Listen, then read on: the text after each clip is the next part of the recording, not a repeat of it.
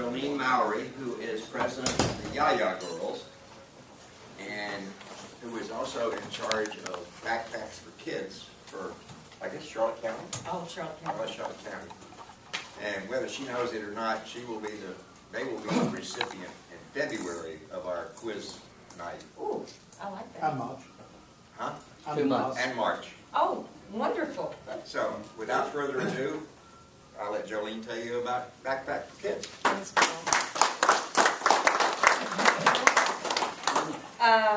As Carl told you, I am president of the Yah Yah girls.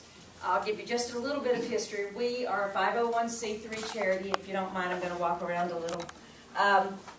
We have been serving the children or the people of Charlotte County since 2004, with a pause when Charlie came. And we got started again. Our mission is the children of our community, Charlotte County. We each year raise money through luncheons and various things. We raised approximately, until 2010, about $60,000. Each year we made a decision to whom we would give it. We helped Cooper Street. We did some things with Tidewell Hospice. We bought the talking smoke detectors for help the fire department. Anywhere we thought there was a need, we did it. I'm from North Carolina originally, graduated from college there. Every year I meet my sorority sisters, and a lot of them are in education. When I went up there, right before 2010, they were telling me about a serious problem.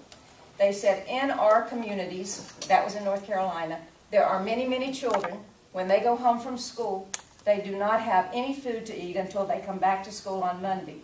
I said, well, that doesn't happen in Charlotte County. Oh. They said, go home and investigate. And I came home and I investigated. And I found out it is a major problem. So I went to our girls and I said, we must make this our project. We must find a way to feed these children. We went to the administration at the school, the county administration, and then we started working with the elementary schools.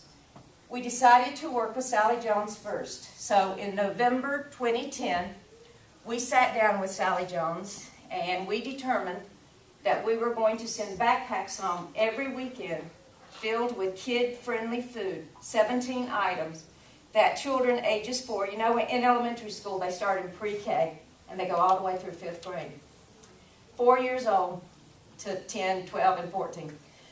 So we said, we'll send the backpack home with them every week with kid-friendly food.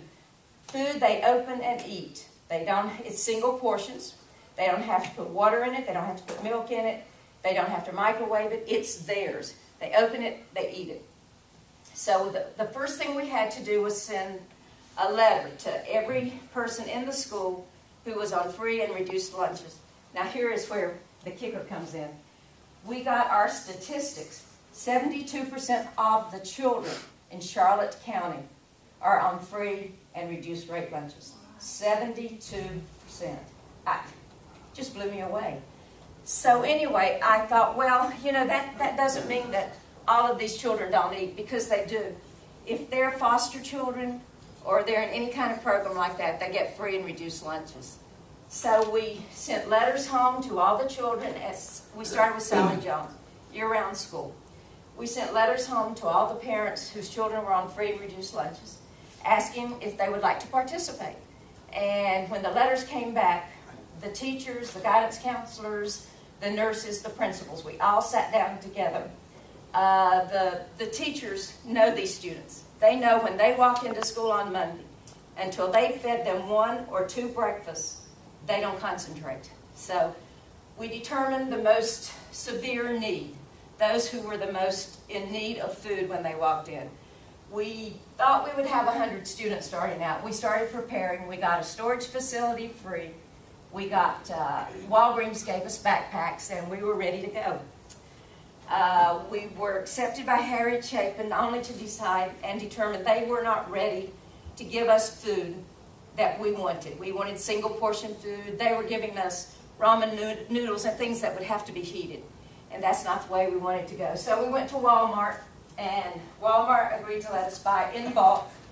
They agreed to let me apply for a grant and things like that. So that's where we decided to get our food. The first week we delivered to Sally Jones 42 backpacks. I thought, well, this is not a problem. Maybe, this is just not a problem. The next week we were up to 60 backpacks. And in 2 months, we were delivering 110 backpacks. All of those letters had come back, and these were the students. So we thought, well, in January, we had raised some money, so we took on East Elementary. So for all of the school year 2010, the rest of it, we did deliver to 2 schools. We ended the school year delivering 130 to 150 backpacks. I got really brave, and I was out begging for money and getting money, and I said, okay, we're going to take on, there are 10 elementary schools in Charlotte County. I'm not sure if you knew that, but anyway, we'll take on 7, maybe 8 other additional schools. Wrong. When we went back for the count in August of 2010, starting the 2011 school year, there were approximately 200 students in each school and waiting lists to get on the backpack program. So I said, I can't do that. There's just no way. I don't have enough people. I can't do that. So we determined that we would keep Sally Jones in East and go into 3 additional schools. And that's what we did. We got the manpower. The Elks Lodge 2606 started helping us deliver. We're all women, and we had been doing all of the delivery of the backpacks, all the packing, everything. It was too heavy. We were taking to Sally Jones 10 bins. When we added Peace River, we were taking 20 Rubbermaid bins of backpacks into the school every Friday, filled with food. So the Elks Lodge 2606 came along, and they brought their trucks, and they're helping us deliver. Burnt Store Presbyterian Church brought their church bus, and we're delivering to Sally Jones and to East. And then I and 3 other women in SUVs go all the way to Mayaca. We figured if we work for 10 schools, we must try to cover all the area. And Charlotte's a big area. I guess, Wayne, you certainly do know that, don't you? So we're going over to Mayaca. So the schools we deliver to are Sally Jones, Peace River, Mayaca, Liberty. I'll explain that in a minute, and Peace River. Liberty has a different situation. We went through the school administration, and at Liberty they gave us an on-site storage space. We take the food to a classroom. We take the backpacks in. The 5th graders come in 2 hours early and pack the backpacks and deliver them every Friday to the students. We're trying to teach leadership as well. So this year, as of last week, in 5 schools, we delivered 710 backpacks filled with food. At the rate we're going, if we don't increase, we'll have delivered almost 22,000 backpacks this year. Wow. Filled with food. And we're only in 5 schools. Now, our goal next year is to add 3 additional schools. In August and in January, we want to add 2 additional schools. That'll give us all 10. You probably have a lot of questions, things I haven't answered, so if you'd like to ask some questions. Don't forget you won't out your husband. Yeah. Well, my husband is the one who does the ordering of food. When he found out I was not going to give up on this project, he said, I'll do your inventory control, I'll do your ordering of food, and I'll do the delivery to the storage facilities. He got a merry band of men, and they do this. It's a big job, a very big job. Because when we buy food, it's a lot of food. When you figure you put 17 items in each backpack and you're delivering 710, it's a lot of food. You're probably wondering how I got the money for all of this. I have no friends left. Right, Carl? I didn't want to take away from Homeless Coalition or anyone else. If, like you said, there are only so often you can go to the well, right? There's just so much money. So I had been president of Charlotte County Women's Tennis League. I don't play tennis anymore because there isn't time. And I had been president of the Islets at the Isle Shot Club.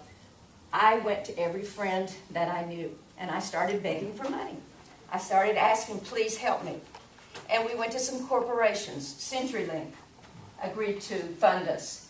I'll tell you, let me give you an idea of the cost.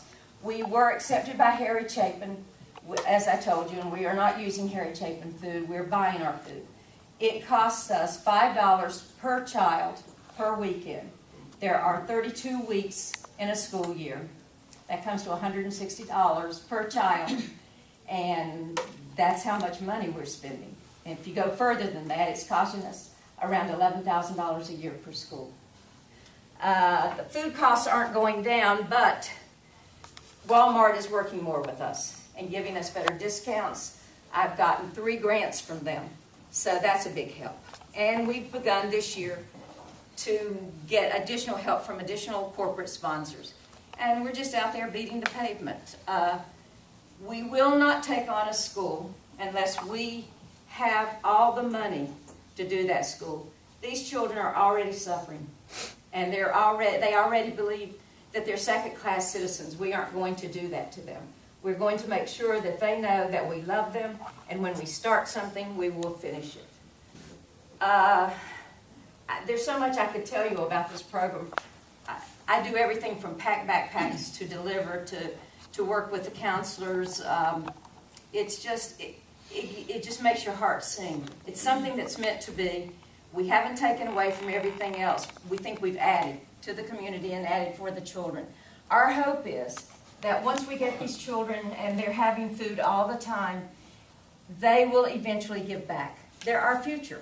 If we don't help our children and we don't see that they feel that they're loved, and how better to make them feel loved than give them food? Someone asked me, did I not think that we were being taken advantage of? Well, what can we do about that? You know, we send letters out. The teachers tell us these are the students who need the food. I went into Peace River about 2 months ago. They were feeding 400 students breakfast for the second time that day. Now, you know what the funds are like in schools. There are no additional monies. We are doing this without making any additional work for the teachers or the counselors. We do all of the work. We just get with them on what should be done. We go in, we do our thing, we leave. Because they don't need anything else put on them. They're struggling as it is. They don't have the budget. They don't have the teachers in the classroom. And they certainly don't have, they're now sharing counselors. When I started this in 2010, there was a counselor in every school, in every 10 elementary schools. This year, every counselor has 2 schools that they go to. So, you know, and the budget problems are probably not going to be any better next year.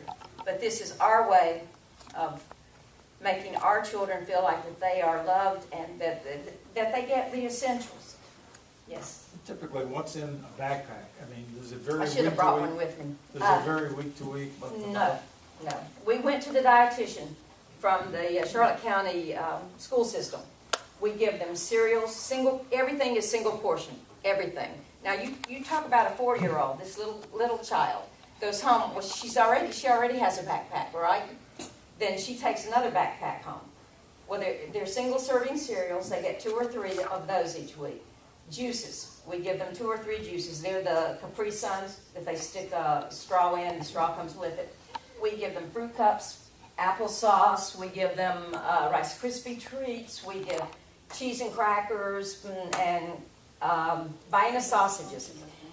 And the Vienna sausages, some of you who've been boaters might know that a lot of times you'll eat Vienna sausages when you're out on a trip and you don't have time to do anything else.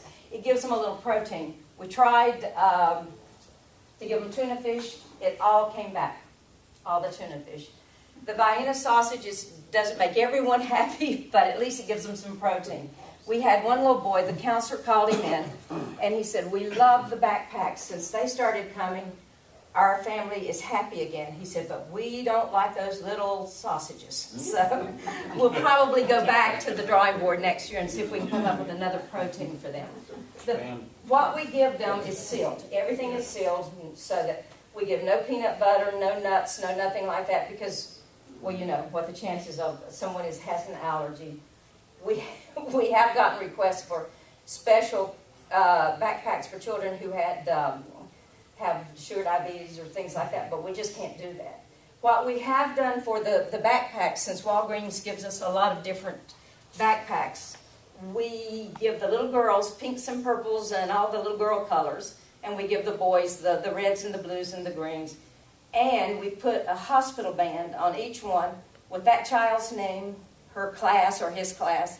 That is their backpack for the entire year. We feel like they deserve to own something.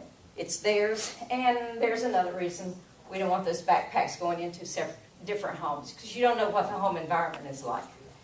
So when they finish the school year, for the most part, some of the backpacks come back, and if they don't, then we just get new ones.